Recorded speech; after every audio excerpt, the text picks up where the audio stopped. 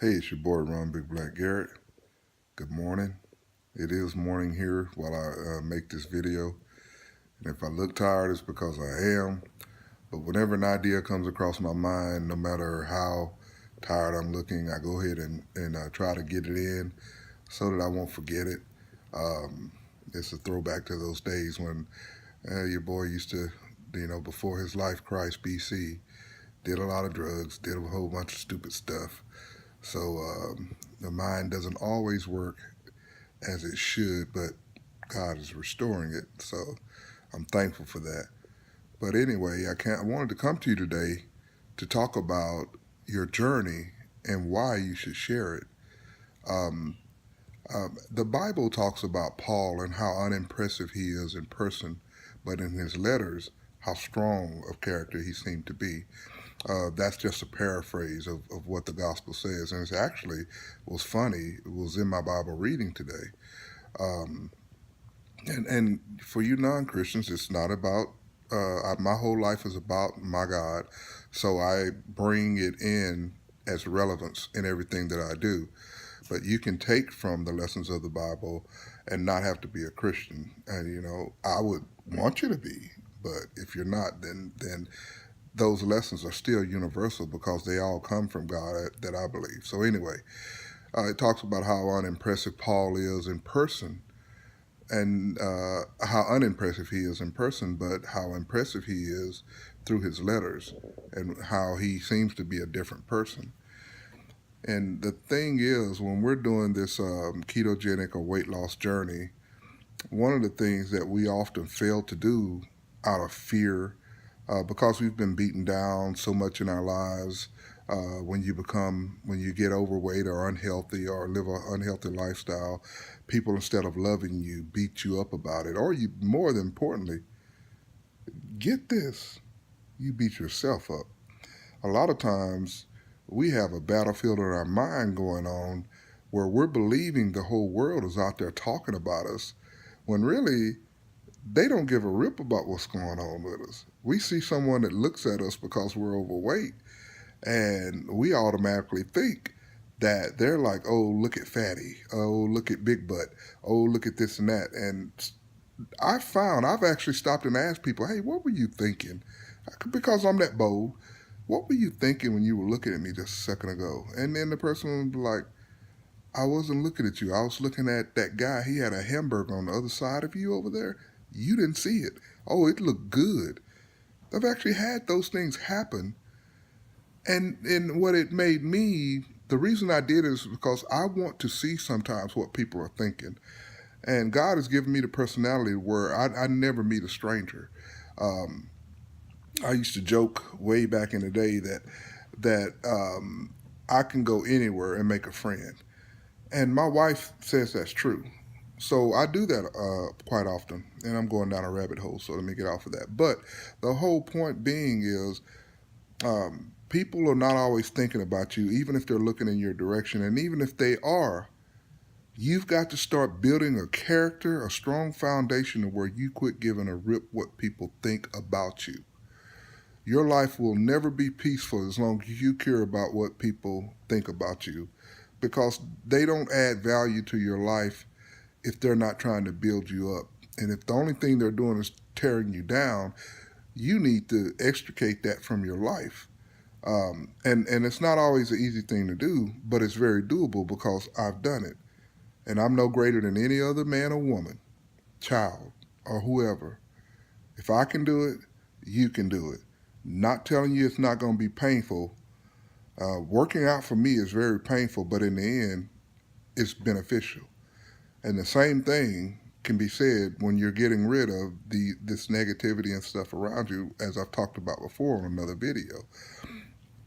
My whole point being with this whole little message is that I encourage you to get out and put aside that fear and tell your story in whatever way that you can. You may be like Paul. You may be unimpressive in life, but you may be able to write better. You may be able to be a little bit bolder on a Facebook post or an Instagram post, or behind the camera like I am. you may be able to be more bold being that way with not everyone around. Share your journey. Share your failures. Share your victories. Look, sharing your failures is just as important as sharing your victories. And let me tell you why. It's because someone may see that failure, they may be on the same journey you are, or maybe they're thinking about starting the same journey you are, but then so afraid of failure that they just choose not to do it. I know when I started this keto thing, um, one of the biggest fears when I started helping people where they would say, "Oh, I don't know if I can do it. I don't. I might fail." And I'm like, "So what? If you fail, keep trying." And they looked at me like, "What?" It's almost as if they were saying, "I can do that." And I'm like, "Yeah. The only time you fail is when you quit trying." So get out there and share your message. Your failures have to be something that you put in there because it may keep someone else from failing on down the road, or it may help to encourage others to see that you're not perfect. You know, I float along at this keto journey, and to everyone it seems so easy, and it is fairly for me. But I have my days. I have them, but I move on and I grind with them, and I share them. I'm open and honest about anything that I've had failure with. Many of you on down the road, as you continue to monitor this channel, like I said, it's not going to always be about keto and weight loss. It's going to be about my faith. And you'll hear the stories of how I came to be who I am today. You'll hear the stories about my drug use. You'll hear the stories about my physical abuse, spiritual abuse, all these different things that have strengthened my character. See, they seemed like failures at the time, but they gave me a spiritual bodybuilding that's better than any other bodybuilding I've ever done in my life. And so get out there, share your story. Don't be afraid. If you need encouragement or you need help on how to tailor that message, hit me up in the comments. Just your story can be a catalyst for someone else's change. And we need everybody to share the message of how and why they're becoming more healthy and more fit through keto. And we really need that encouragement for other people because there's so many people that are afraid to start.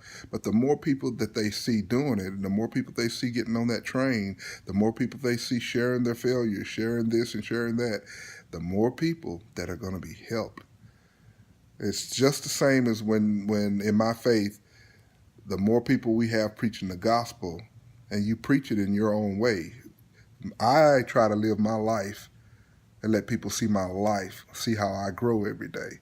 Same thing when you're dealing with keto. Live your life.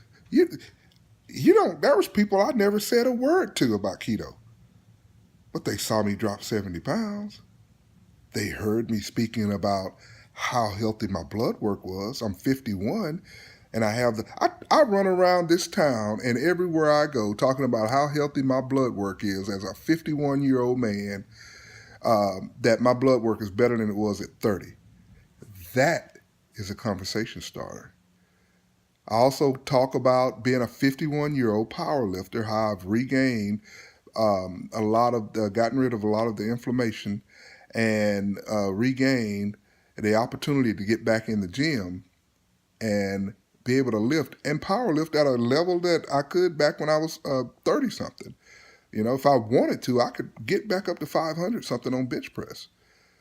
And it's all due to the ketogenic diet and my faith and belief how God brought it to me. So get out there and do that. I know I rambled on a little bit. Don't care. I love you, and I'm praying that you forgive me. But get out there and share your story today. Be confident that it's going to help someone. And even if it doesn't, the very fact that you shared it is strength for your soul. I love you. God bless you. I am praying for you, whether you want me to or not. Peace.